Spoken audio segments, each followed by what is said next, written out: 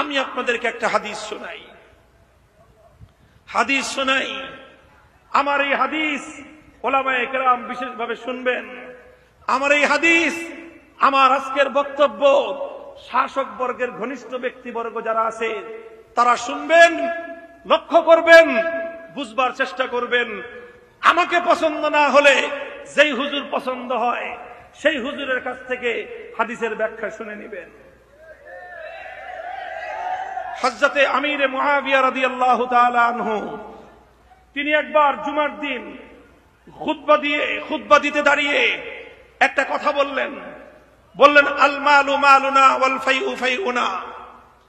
দেখো, এই যে রাজ্য ধনভাণ্ডারের যে মাল, সেটা আমার মাল, আমাদের সম্পদ। এই গনিমত, এটা আমাদের সম্পদ। আমরা যেভাবে ইচ্ছা সেভাবে বন্টন করব। প্রথম জুমায় হযরত আমিরে মুআবিয়া এরকম একটা ঘোষণা দিলেন, সম্পদ আমার, এই রাষ্ট্রীয় ধনভাণ্ডার আমার, আমার যেভাবে ইচ্ছা আমি সেভাবে বন্টন করব। কেউ কোনো কথা বলল না। আমিরে মুআবিয়া জুমার দিন চলে গেলেন। পরের জুমায় তিনি আবার দাঁড়িয়ে গেলেন, আবার একই ঘোষণা দিলেন, আল মালু মালুনা ওয়াল ফাইউ ফাইউনা। রাষ্ট্রীয় ধনভাণ্ডারের মাল, এটা আমার ইচ্ছা, যেভাবে ইচ্ছা সেভাবে বন্টন করব। 2 দিন বললেন, কোনো কথা নাই, কোনো প্রতি উত্তর নাই। আমিরুল মুমিনিন হযরতে মুআবিয়া রাদিয়াল্লাহু আনহু চলে গেলেন। তৃতীয় জুমায় আবার একই কথা বললেন যে আল মালু মালুনা ওয়াল ফাইউ ফাইউনা। এটা তাবরানির মধ্যে এবং মুআজামে তাবরানি, মুসনাদে আবু ইয়ালার মাধ্যমে, সহিহ সনদের মাধ্যমে ঘটনা বর্ণিত। তৃতীয় জুমায় একই ঘোষণা দিলেন আমিরে মুআবিয়া, সম্পদ আমার, রাষ্ট্রীয় ধনভাণ্ডার আমার, ইচ্ছা যেখানে ইচ্ছা সেখানে ব্যয় করব। তৃতীয় জুমায় এই কথা বলার সাথে সাথে একজন সাধারণ মুসল্লি দাঁড়ায় গেল, দাঁড়ায় বলল, না, সম্পদ রাষ্ট্রপতি আমিরুল মুমিনিন বাইতুল মালের সম্পদ আপনার একার নয়, রাষ্ট্রীয় ধনভাণ্ডারের সম্পদ আপনার একার নয়।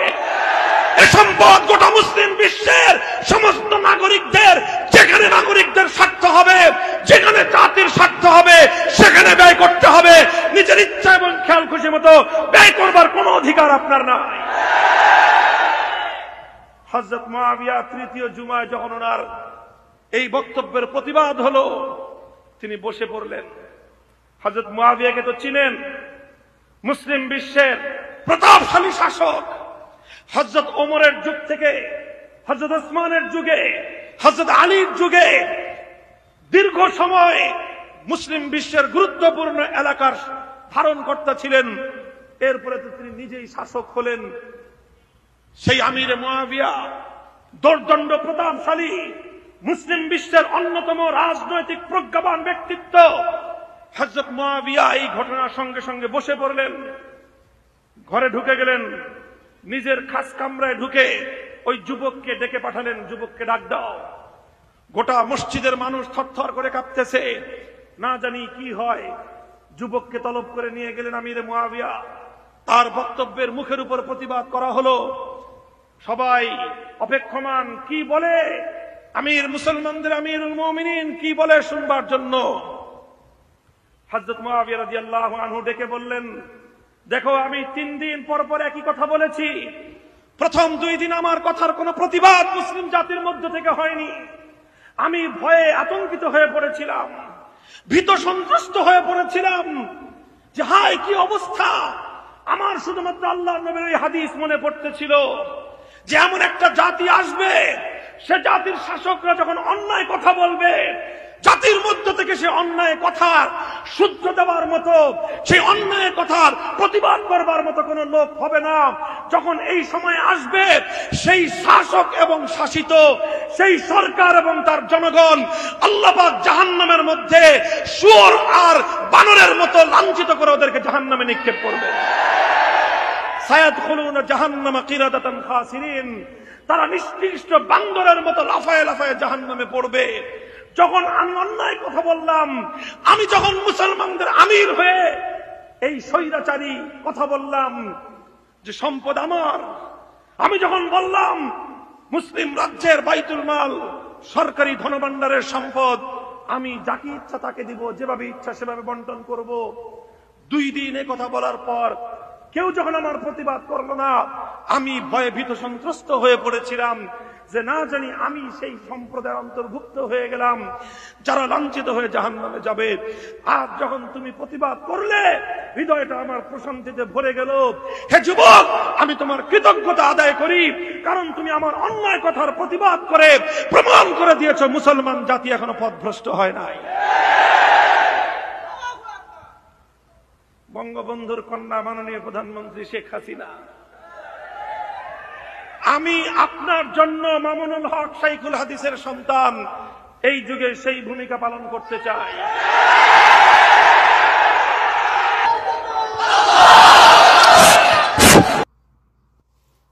আসসালামু আলাইকুম রহমতুল্লাহি ওয়া বারাকাতুহু। স্ক্রিনে এইমাত্র সদ্য কারামুক্ত মাওলানা মামুনুল হক সাহেবের মুখ থেকে আপনারা একটি চমৎকার হাদিসের ব্যাখ্যা শুনতে পেলেন। উক্ত হাদিসের ব্যাখ্যাটি মূলত আমরা সবাই সুস্পষ্টভাবে বুঝতে পেরেছি, যেহেতু উনি প্রত্যক্ষভাবে উক্ত হাদিসের ব্যাখ্যাটি কাদেরকে উদ্দেশ্য করে করেছেন সেটা সুস্পষ্ট বলে দিয়েছেন। অর্থাৎ চলমান সময়ের যে শাসক শ্রেণী রয়েছে তারা আমাদের সকল সাধারণ জনগণের কষ্ট অর্জিত উপার্জন বা সম্পদের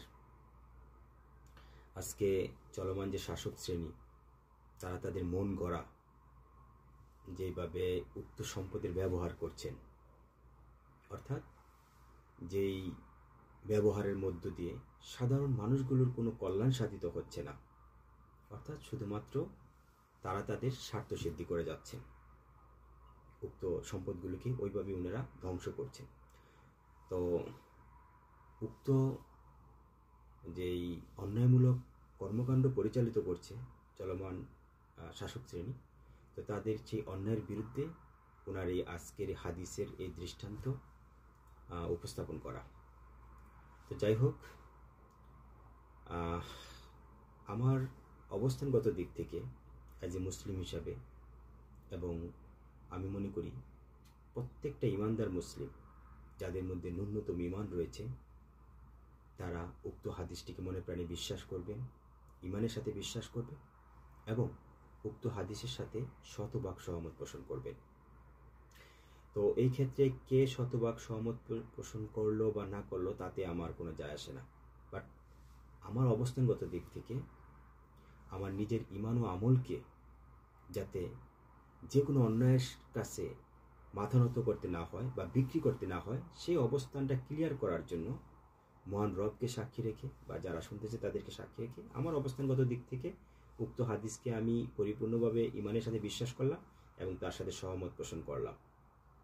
এবং উক্ত সহমত পোষণের মধ্য দিয়ে আমি মহান আল্লাহ রাব্বুল আলামিনকে সাক্ষী রেখে একটা কথা বলতে চাই, হে আমার রব, আপনি অন্তত কালকে সেই ভয়াবহ বিচার দিবসে আমাকে উক্ত শূকর বা বানরদের অন্তর্ভুক্ত করবেন না এবং উক্ত ভয়াবহ জাহান্নামে আমাকে তাদের অন্তর্ভুক্ত করে সেখানে আমাকে নিক্ষেপ করবেন না। কেননা আপনার এই বান্দা এই জাতীয় অন্যায়মূলক কর্মকাণ্ডের প্রতিবাদ করছে এবং আপনার রাসূলের সেই উক্ত হাদিসের সাথে আমি শতভাগ সহমত পোষণ করছি। অন্তত এটার উসিলায় আপনি আমাকে কালকে আমাদের বিচার দিবসে তাদের দলভুক্ত হতে বা অভিশপ্ত ওই সকল শূকর বা বানরদের দলভুক্ত থেকে আপনি আমাকে পরিত্রাণ দিবেন, আমাকে মুক্ত করবেন। এটি আপনার কাছে আমার বিনীত চাওয়া। আপনি জানেন যে আমি অবস্থানগত দিক থেকে আমার কোনো শক্তি নেই বা আমার কোনো পেশি শক্তি নেই, অর্থাৎ আমার কোনো শারীরিক শক্তি নেই। আপনি জানেন এগুলো থেকে আমি সম্পূর্ণ অক্ষম। এই জাতীয় অন্যায়ের প্রতিবাদ করার জন্য যতটুকু শক্তি দরকার সেই রকম শক্তি আমার নেই।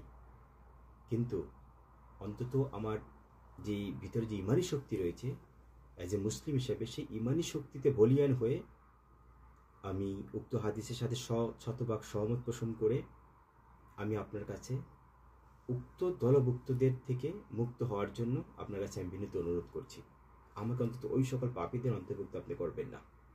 اللهم يا من أجاب نوحا حين ناداه يا من كشف الضر عن أيوب في بلواه